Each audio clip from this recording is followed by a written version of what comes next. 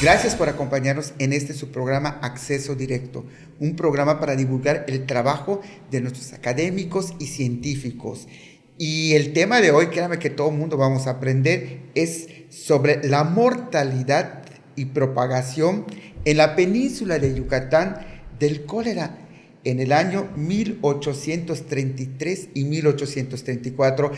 Hay cosas similares que se vivieron hace más de un siglo que actualmente se está viviendo con la pandemia COVID-19 y veamos por qué. Y para esto, vamos a presentar a nuestro invitado, al doctor Carlos Alcalá Ferráez, quien es maestro de tiempo completo en la Universidad Autónoma de Yucatán. Y créanme que vamos a aprender. Doctor, el cólera era una enfermedad endémica de la India.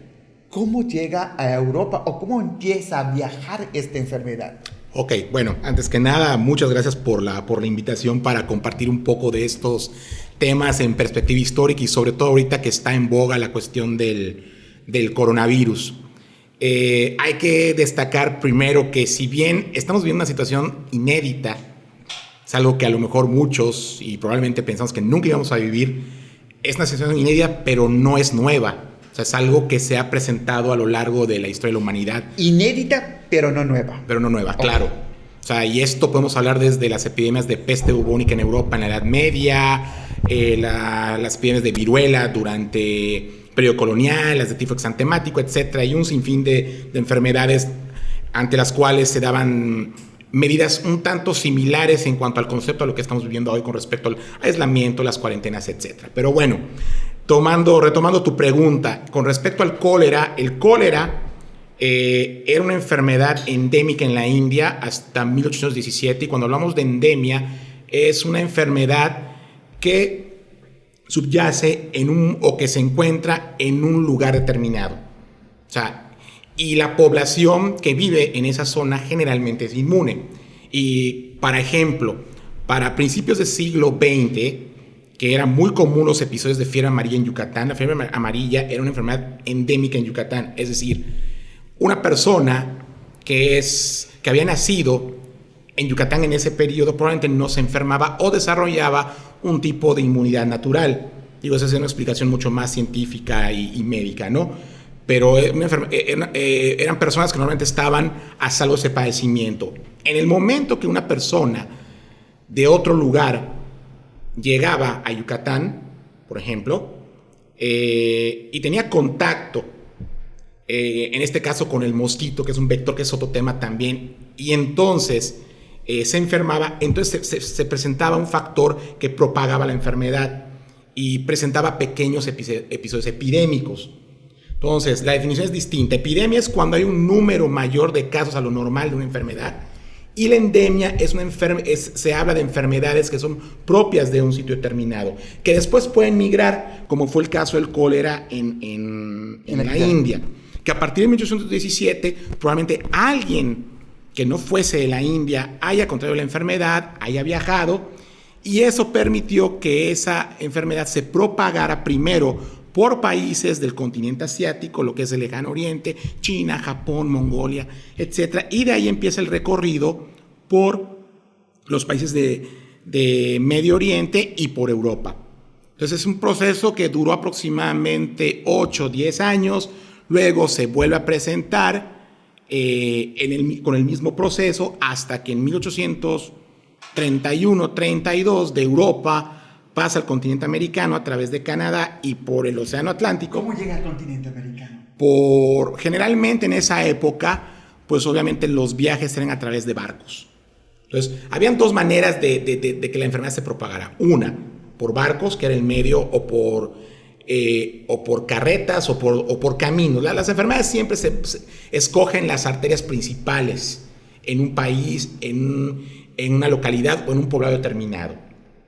Entonces, y obviamente son los lugares donde hay mayor concentración de población, son los sitios donde hay mayor actividad comercial, o también si estamos en contexto de guerra, los mismos ejércitos son los que pueden, al momento de avanzar, ir propagando la enfermedad. Puede haber alguna persona infectada con enfermedad y entonces puede propagar la enfermedad. Ejemplo, para no quedarnos tanto en la historia. 1.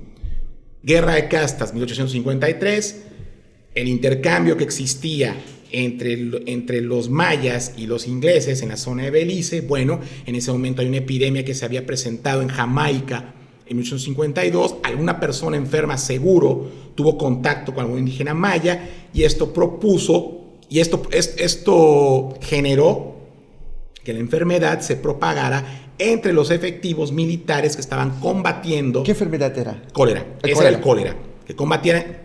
Y entonces se propagase del oriente a demás zonas de lo que es el Eso fue en 1853. Pero es un ejemplo de cómo se puede propagar. Y la otra, por ejemplo, 1915, cuando Salvador Alvarado llega a Yucatán, entre los integrantes del ejército había enfermos de viruela. Entonces, en el momento que llegan a la península de Yucatán vía Campeche, propagan la enfermedad y entonces se convierte en un episodio epidémico muy fuerte, que incluso en poblados de Campeche, incluso en Yucatán, ya separados como entidades federativas, se produjeron muchas muertes y una alta morbilidad y letalidad por la viruela, por el traslado de efectivos militares que estaban enfermos. Entonces, contagian a una persona sana, no hay un control con respecto a cordones sanitarios y demás, entonces eso favorece la propagación de una epidemia.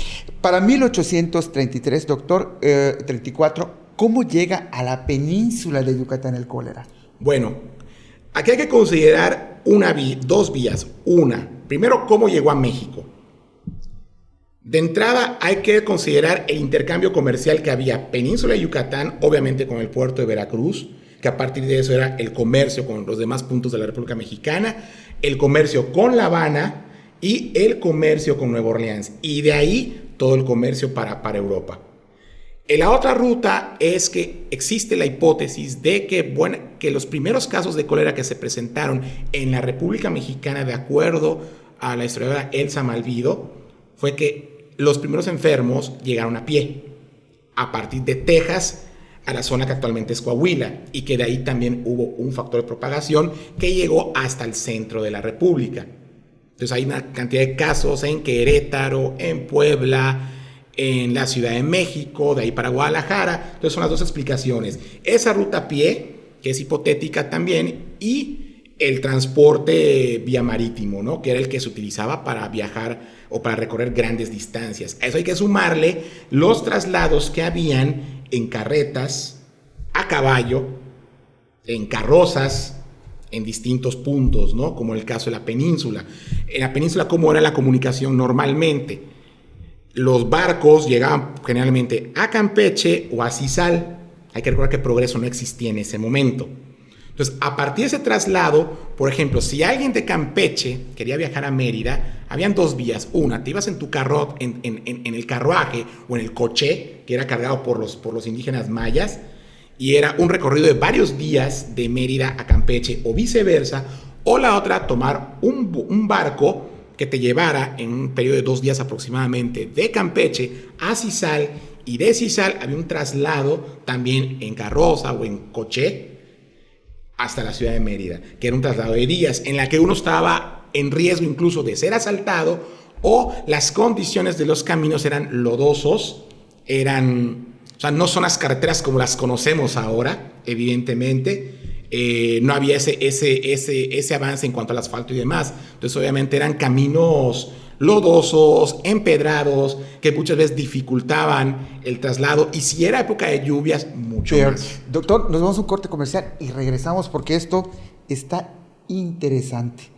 La historia a veces nada más se repite. Regresamos.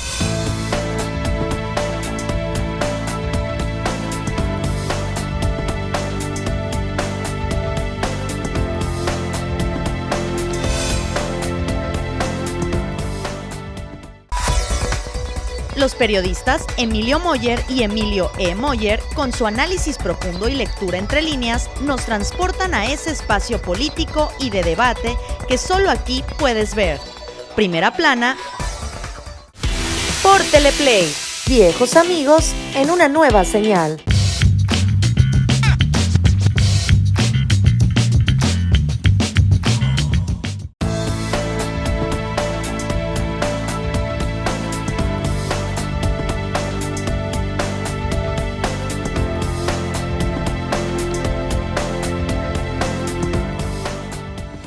Gracias por seguirnos acompañando en su programa Acceso Directo, y estamos con el doctor Carlos Alcalá Ferraez, maestro de tiempo completo en la UADY, y estamos hablando de la propagación del cólera 1833-1834. Dice, y también es autor del libro El cólera en la península de Yucatán, 1833-1855, propagación y mortalidad. Vale la pena adquirirlo. Pero regresando, doctor, entonces, ¿cómo llega a la península a pesar de que había una cuarentena, no? Ok, hay una serie de medidas desde 1832 que ya existen noticias, tanto a nivel nacional como en la península de Yucatán, de que la enfermedad estaba afectando. Noticias periódicos e informes de la Junta de Sanidad, que era lo que actualmente sería la Secretaría de Salud, ¿no? Era la autoridad correspondiente para el manejo de estas contingencias, como le llamamos actualmente. Ya existían noticias y ya se estaban tomando medidas al respecto. ¿Qué medidas se estaban tomando? Si hacemos una analogía como se hace actualmente, bueno, hay de dos tipos, ¿no? Y que aparte representan un tipo de discusión. Si se consideraba que la enfermedad era de carácter contagioso, pues obviamente, ¿qué era lo que había que hacer? ¿O qué se hace actualmente, ahorita, con el coronavirus? Aislamiento, quédate en tu casa, ¿no? Y obviamente personas enfermas al hospital y todos aislados y todos guardados. Era la cuarentena. Era parte de la cuarentena. La cuarentena, en el caso de la cuarentena, evidentemente se aplicaba a todo transporte que llegaba o a toda persona que llegaba. Se formaban también los llamados cordones sanitarios. Es decir, había un límite, se ponía una especie como de casetas donde la gente no podía entrar a los poblados. 1833, 1834 en el cólera, por aquello de que la historia se vuelve a repetir. Perdón, doctor. Y en el supuesto que tuvieras que salir por algo, te daban una especie como de cartilla o pasaporte para que tú justificaras el por qué, tanto en periodo de una epidemia o como una guerra, como en la guerra de Casas, por ejemplo, ¿no? Si alguien salía y quería trasladarse de Mérida a Campeche porque tenía que llevar sacos de maíz, por ejemplo, tú tenías que justificar tu salida y tenías que entregar una especie como de carnet o de cartilla donde estaban tus datos para pasar. O sea, no era tan simple el traslado, ¿no? Había medidas restrictivas. Claro, eso no quiere decir que se respetaran al 100. Siempre había alguien que violentaba esos cordones sanitarios y que favorecían la propagación de la enfermedad. En el caso del cólera también hay otro dato a considerar, en el que influye mucho la cuestión marítima. La bacteria, el Vibrio cólera, que es la bacteria que produce que es el agente etiológico del cólera, es una bacteria que vive o que sobrevive mucho tiempo en medios acuosos, sobre todo en el agua salada, en el mar. Entonces ya tenemos una idea también del contacto que se podía tener, no solo a través de las personas. Digo, el cólera además que ya sabemos, una enfermedad que se transmite obviamente por el consumo de agua contaminada, de las heces fecales que quedan como parte de los desperdicios y demás, ¿no? Pero esa bacteria también, donde podía estar en medio salado, los alimentos del mar y demás también favorecían eso, ¿no? Y las condiciones higiénicas, como se promueve actualmente, ¿no? De que el lavado de manos y demás. Claro, ese discurso todavía no existía, estaba en ciernes todavía la cuestión higienista, ¿no? Doctor, en 1832 se decreta igual las cuarentenas en los puertos. El presidente de ese entonces, que era, si no me falla la memoria, Anastasio Bustamante, declara una cuarentena a nivel nacional. Pero entonces viene la discusión si era conveniente mantenerla por los intereses o por las repercusiones que podría tener la actividad comercial. Es decir, esto podría significar colapsar la economía, que de por sí, en el México independiente de los primeros 10 años hasta el Porfiriato más o menos, era una economía prácticamente colapsada. Entonces, hay que considerar ese factor, ¿no? Entonces, obviamente hay la discusión si se mantenía o no en aras también de los intereses comerciales. Es decir, los comerciantes también van a tener un juego muy importante en la construcción del conocimiento o de lo que se debe normar de acuerdo a los intereses, ¿no? Entonces, en este caso, ¿qué sucedió? Se retira la cuarentena, porque aparentemente la enfermedad se debía, como se explicaba en ese momento, a la inhalación de miasmas. El miasma se concebía como una partícula invisible que se encontraba en la atmósfera, en el aire, y que era producto de todos los desechos que estaban en el suelo, cualquier tipo de desecho. Entonces, esos malos olores putrefactos que subían supuestamente a la atmósfera, al olerlos y se respiraban, ahí iban contenidas unas partículas que se llamaban miasmas, supuestamente las respiramos y nos enfermábamos. Doctor, a pesar de que el gobierno de Yucatán de la época dictó cuarentena, tenía en cuenta que había actividades ilícitas. ¿Y por dónde entró el cólera en la península de Yucatán? Creo que en junio de 1833. Ok, en el caso de las medidas, cuando la Junta de Sanidad publica las disposiciones que están basadas, obviamente, de lo que sucedía en Francia principalmente, ahí en esos dictámenes está claro el discurso y a quién estaban leyendo los médicos que vivían en la península de Yucatán en ese entonces. Porque había información, ¿verdad? Sí, claro, lo que demuestra que independientemente de que no había redes sociales en esa época para tener la información a la mano, obviamente los médicos, la gente letrada, estaba al tanto de lo que sucedía en el mundo, de alguna manera. La información llegaba, tal vez días después, meses después, pero la información llegaba y se estaba al tanto de lo que estaba ocurriendo en otras latitudes. Y no solo lo que ocurría en la República Mexicana, sino lo que ocurría en Estados Unidos y lo que ocurría en buena parte del mundo. Entonces, cuando se establecen las medidas en las que se propone que se tendrían que hacer observaciones de cuarentenas, cordones sanitarios, etcétera, y en la que se destaca también la poca posibilidad de evitar la enfermedad, porque también habían actividades que no se podían controlar, como el contrabando. Entonces, lo que están señalando en ese momento, y que esa palabra no se utiliza en ese momento, pero a lo mejor la podemos utilizar como se nombra ahora, lo que buscaban también las autoridades era mitigar el daño.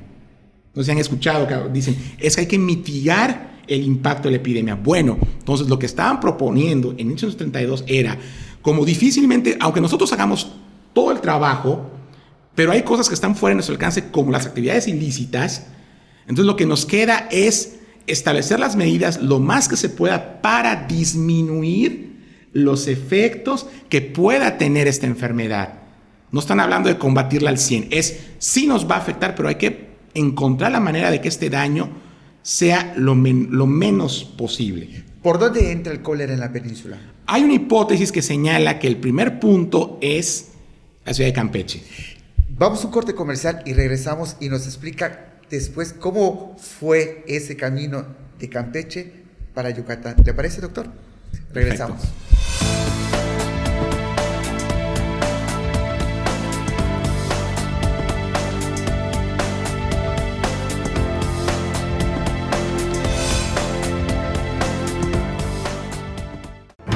Las noticias más importantes de nuestra entidad con información actualizada y veraz. Solo las encontrarás con Freddy Heredia en Yucatán es Noticia. Por Teleplay. Viejos amigos en una nueva señal.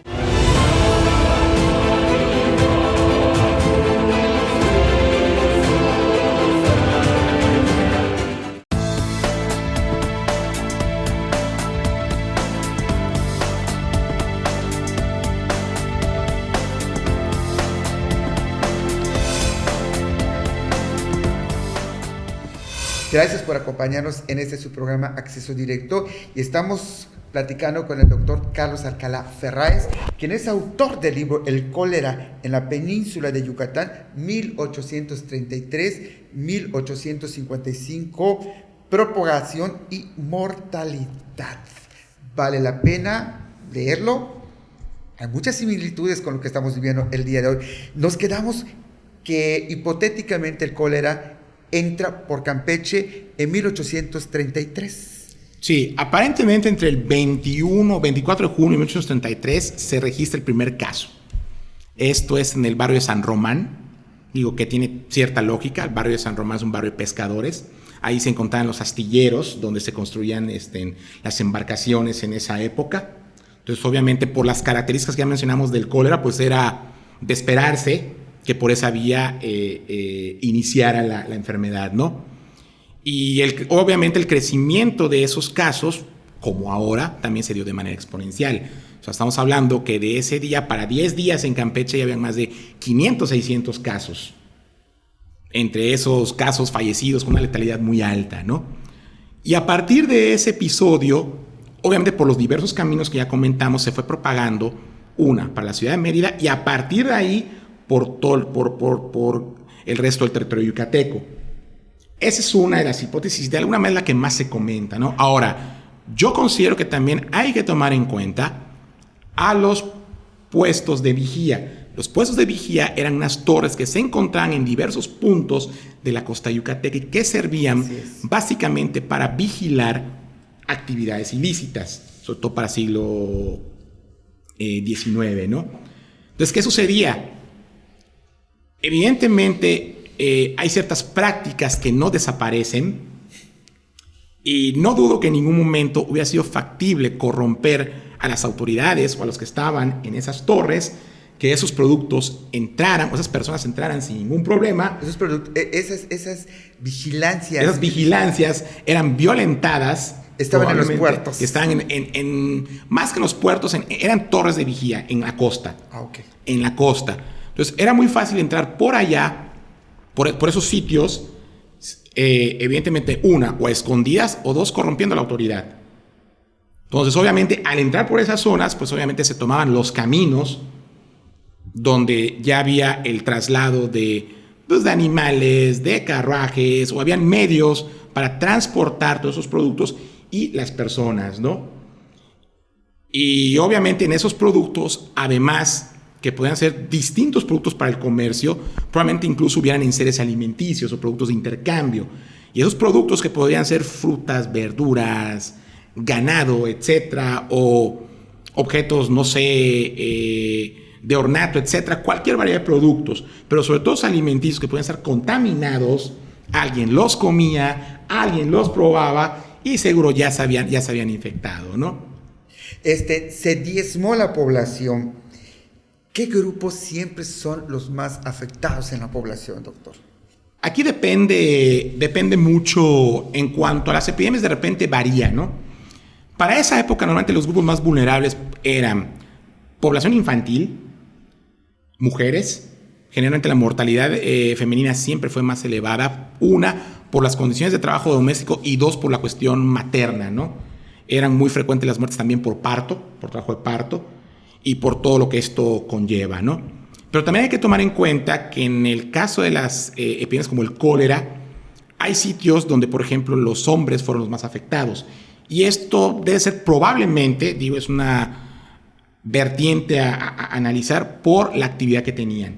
O sea, ¿quién era el que generalmente estaba en la calle trabajando o intercambiando los productos alimenticios o diversos productos comerciales, etcétera? Era el hombre. ¿Se desaparecieron algunos pueblos? Algunos datos señalan que hubo un impacto del 90% en algunas poblaciones, ¿no? Creo que el caso de Teabo, me parece, ¿no? Que fue muy... Que hablan de un 90%, ¿no? Más sin embargo, fueron poblaciones que se recuperaron en un periodo de 15, 20 años después, en cuanto a la cuestión demográfica, ¿no? Ahora, el impacto, si nos vamos a cifras totales, hay varios conteos. Se habla entre 65,000 y 100,000 fallecidos por cólera. Cifras muy discutibles, evidentemente, por el subregistro que se presentaba en esa época. Si de por sí actualmente la cuestión de la cifra es discutible por muchas razones, pues obviamente mucho más en un periodo donde el conteo de las cifras lo hacía la iglesia. Así es. La iglesia hacía el conteo y una vez que hacía el conteo muchas veces entregaba a la autoridad correspondiente, ya sea ayuntamiento o gobierno estatal, esos conteos para establecer cifras de población. Estamos hablando de una fase protoestadística, ¿no? Pero es otro tema del cual también en la vida nos podríamos desviar mucho, ¿no? Pero entonces en esas cifras también hay que considerar que los sacerdotes al llevar ese conteo, hubieron muchos incluso que se murieron al momento. Entonces obviamente las cifras se pierden porque no hay quien cuente y hay que buscar a alguien que vaya llevando los los conteos de fallecidos, ¿no? Entonces, obviamente, los márgenes de error de esas cifras son muy discutibles y también son amplios, pero es un estimado. Lo que sí te puedo comentar es que si hacemos un comparativo de porcentajes con respecto a la República Mexicana, es que el porcentaje es un 10% de la población, y eso coincide en casi todos los puntos. ¿Por qué el cólera fue explosivo aquí en la península de Yucatán? O sea, fue un boom el cólera. Porque el agente etiológico era un agente etiológico que no existía en este medio. Hay un concepto que se llama epidemias de suelo virgen. Es decir, cuando un microorganismo ataca por primera vez en un sitio, las personas no somos inmunes o no estamos preparados para ese tipo de enfermedades, y cuando afecta por primera vez y obviamente se desconoce la enfermedad, se desconocen las medidas que se hayan que tomar, más allá de si sea contagiosa o no. Incluso, doctor, perdón que le interrumpa, incluso la gente le tenía más miedo al cólera que a la viruela. Porque era una enfermedad nueva. La viruela, si bien diezmaba, ya no era el mismo impacto como el que se presentaba en el periodo colonial. ¿Por qué? Porque había vacuna. Más allá de que la vacuna fuera inconstante en su aplicación y que hubiera un sector de la población que no aceptase la vacuna. Y aparte era por periodos de cada 15, 20 años había un evento de viruela, ¿no? La viruela se hace endémica. Después de que se presenta por primera vez en continente americano, se vuelve endémica. Entonces, cada determinado tiempo había un episodio. Entonces, era una enfermedad ya conocida de alguna manera. Entonces, de alguna manera, cierto sector de la población ya sabía, bueno, me vacuno y ya está. En el caso del cólera, no. Aparte, todavía existía la discusión si era contagioso o no. No se sabía que era a través del agua o de las condiciones de vida por heces fecales. O sea, todo eso se supo hasta después, cuando ya empiezan a surgir las teorías microbianas con Luis Pasteur y demás. Pero estamos hablando hasta la segunda mitad del 19. Algo así como el COVID, no se sabe. Claro. Y que aparte está un paso adelante de nosotros todavía. Pues, doctor, gracias por regalarnos sus conocimientos. Gracias por aceptar esta entrevista bajo circunstancias un poco no comunes. Y aquí está el libro, El cólera en la península de Yucatán, 1833-1855, propagación y mortalidad. ¿Dónde se adquiere? Este libro se encuentra en la librería de la Universidad Autónoma de Yucatán, en calle 60 con 57. A un costado del Peón Contreras, lo que es el edificio central, que ahora es el Centro Cultural Universitario. Entonces, a la mera entrada del lado izquierdo está la librería, y ahí se puede adquirir. O también se puede adquirir en la Unidad de Ciencias Sociales, que se encuentra en la calle 61, número 525, entre 66 y 68 en el centro. Y a ustedes, gracias por acompañarnos.